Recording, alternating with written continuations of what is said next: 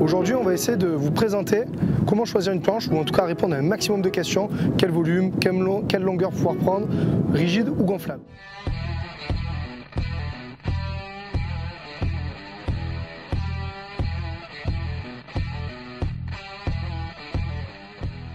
Le gros avantage de cette discipline, c'est que ça va rassembler à la fois des sensations qu'on peut avoir en planche à voile ou en kite, mais le gros point fort, c'est l'accessibilité qui est ouvert vraiment à tout le monde et à un panel d'âge très large. Donc l'achat de sa première planche est vraiment important. Il faut vraiment arriver à analyser son niveau, son gabarit, les conditions de vent vont vouloir sortir et surtout pas négliger la longueur et le volume. Donc pour l'achat de sa première planche, avec un profil plutôt néophyte, qui n'a aucune expérience dans les différents sports de glisse, que ce soit kite ou windsurf, il est très important de ne pas négliger la longueur. Le volume, bien évidemment, en rentre en compte, mais la longueur va permettre vraiment de gommer toutes les irrégularités du vent. Donc toujours pour la personne novice dans la discipline, le volume est bien évidemment important. Il est préférable de prendre un volume qui est entre 40 et 50 litres de plus par rapport au poids.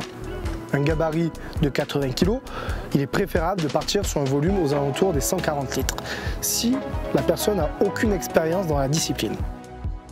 Dans le cas où la personne est intermédiaire, il peut se permettre de partir sur un volume qui est 30 à 40 litres de plus par rapport à son gabarit.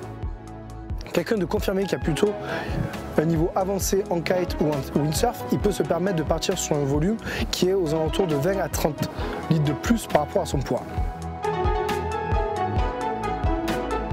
Donc grâce aux nombreux pratiquants, les marques se sont bien rendues compte que certaines personnes avaient toujours un problème de stockage, comme on pouvait rencontrer il y a quelques années sur le windsurf. Donc pour pallier à ce problème-là, ils ont développé aujourd'hui des produits gonflables. Gonflables dans des qualités de construction qui sont vraiment top pour optimiser la rigidité et éviter d'avoir des contraintes de souplesse. Donc gros avantage, tout le monde le sait, hein, c'est en termes de stockage, ça rentre dans un tout petit sac, donc très facilement transportable, que ce soit dans une petite voiture ou dans un bateau ou un camping-car. Donc ça c'est vraiment son avantage. La robustesse, on peut vraiment venir taper dessus, la faire tomber, on n'a vraiment aucune faiblesse. Sur la partie inconvénient, le gonflable ne va pas s'adresser à tous les profils.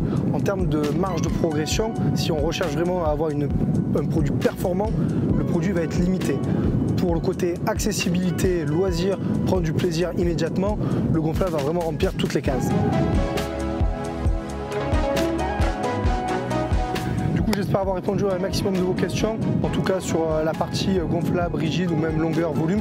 Si dans le cas vous avez encore des questions supplémentaires sur le choix plus précis de la marque, du modèle, je reste tout à votre disposition, mon équipe également. Donc bonne glisse, bon vol et à bientôt.